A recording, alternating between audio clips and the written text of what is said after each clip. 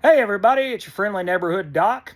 Let's talk about some movies, med students.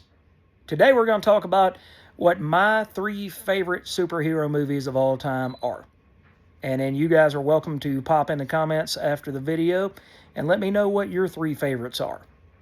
We're just doing something a little bit different. I know that you guys were watching the videos about the new movies that were coming out, but it seems like those videos have slowed down, and it seems like the amount of movies that are coming out that are really noteworthy and worth talking about are also slowing down. So I'm just trying to make sure that I give you guys really awesome content each and every day of the week.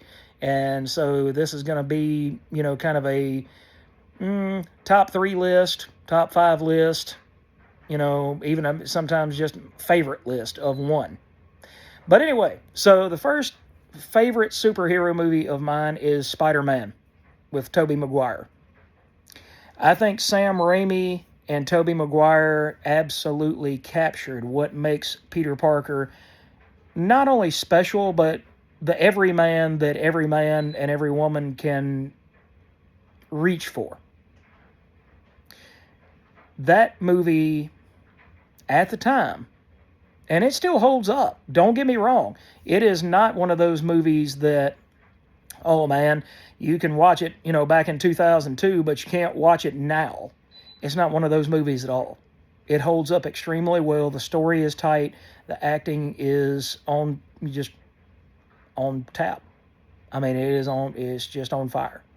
So the casting, Sam Raimi being a director, everything came together. It was almost like Superman with Christopher Reeve, which we'll get to in just a minute. But you get the idea that Peter Parker loves his aunt and loves his uncle. You get the idea that this character is relatable to each and every person that watches this movie. And through that, then you get to work through the same trauma and the same pain that Peter goes through as he loses his Uncle Ben. So it's just a masterclass of a movie. Sam Raimi knocked it out of the park. I know that Spider-Man 3 was somewhat of a misstep, but I would have loved to have seen what Sam Raimi's Spider-Man 4 looked like. And, Tobey is almost aged out of it to the point where he's not going to be able to do that, and he's got back problems now and all that, but I would love to see Spider-Man 4 come to fruition eventually. But Spider-Man is my number one favorite superhero movie of all time. The second movie is Superman with Christopher Reeve. The first movie is just, again, on point. Christopher Reeve, for generations and generations of people, is Superman. There is no other Superman. Maybe Dean Cain. But that was my generation. When I grew up, Dean Cain was my Superman. And Lois and Clark was a good show. It was a good, solid show. But Christopher Reeve worked his tail off to get into the shape of a bodybuilder, to get into the shape of what Superman embodies. And he's 6'4", so he's the right size, the right height. He nailed the dichotomy between Clark Kent and Kal-El. One is meek and mild, even though he's huge and a bruiser.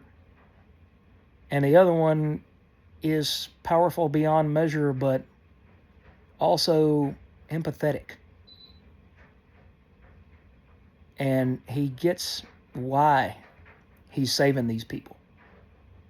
And why is that? Because of the morality that Ma and Pa Kent put inside of him as he grew up from a small child and he learned that he had these powers. So it's as much of a coming of age and morality story as it is a superhero movie. But it's one of the absolute very best. And I don't see how anybody could go back and really redo Superman. If they went back and reshot it shot for shot with another actor, David Cornsweet, anybody, even Henry Cavill, I don't see how they could go back and really do that movie any more justice than what Richard Donner and Christopher Reeve and the late Gene Hackman did in that movie. All right, guys, and the third and final greatest superhero movie for me is Unbreakable by M. Night Shyamalan. It's going to surprise a lot of people that, that haven't seen this movie, but it is a superhero movie. It's a superhero movie tied up in mystery, in a conundrum, inside of an enigma. But once you get to the end of it, you realize you're like, hey, wait a minute. Bruce Willis's character, David, is a superhero. It's understated to the max. Because at that point, when that movie came out in 2000, superhero movies were not what they had been before. They were not what they would become. The Marvel Universe was still 8 years away from getting started with Iron Man, and too much CGI would make it look cheesy, but just enough realism made it look real and made it look heavy. It gave it a weight. The powerful, powerful performance of both Samuel L. Jackson and Bruce Willis in that movie makes it one that you just have to see. And once you start watching it, it just pulls you in. I wasn't as impressed with the two sequels that came out, but Unbreakable is definitely one that you've got to watch. And hey, if you bought the extra special edition, I don't remember what it was called, Infinifilm, I think, from New Line Cinema. It actually came in a sleeve, kind of like a dust jacket, and it had some Alex Ross art on the DVD holders. So if you get a chance, go check that out at, I would say go check it out and find it in a used DVD place. And make sure that you get the copy that's kind of in a slip case, and it's got that awesome Alex Ross artwork holding those DVDs inside. All right, guys, that's my top 3 comic book movies. Go ahead and hit me with yours. Let me know what you really love and what gets you going about a superhero movie. Thanks, guys. Have a great Friday, and we'll catch you later.